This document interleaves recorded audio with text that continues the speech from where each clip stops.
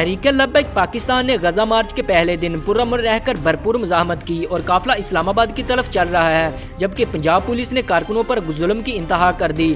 Police نے ہیلی copter سے کارکنان پر گولیاں چلائیں، شیلنگ کی گئی، لیکن سارے ظلم کے باوجود تحریک لبیک پاکستان کے کارکنان ڈٹے ہوئے ہیں۔ علامہ سعد حسین رضوی نے اپنے بیان میں سوال اٹھایا، ظالموں گولی کیوں چلا رہے ہو؟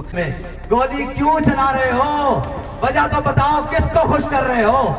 کس کو خوش کر رہے ہو؟ گولی کیوں چلا رہے ہو؟ یہی سوال تحریک انصاف نے 26 نومبر کو ڈی چوک پر اٹھایا تھا۔ علامہ سعد حسین رضوی کے خاندان کی گھریلو خواتین کو گرفتار کیا گیا۔ گرفتار ہونے والی خواتین کے پاس سعد رضوی کی معصوم بچی بھی شامل ہے۔ پنجاب پولیس نے تحریک لبیک پاکستان کے سربراہ سعد حسین رضوی کے گھر کی تلاشی بھی لی۔ ویڈیو میں دیکھا جا سکتا ہے پولیس اہلکار تلاشی لے رہے ہیں اور پاکستان کرنسی کو ویڈیو میں دیکھا جا سکتا ہے۔ علامہ سعد حسین رضوی اپنے کارکنان کے ساتھ ابھی تک موجود ہیں اور فرنٹ پر کھڑے ہو کر آنسو گیس اور شیلنگ کا سامنا کیا جا رہا ہے۔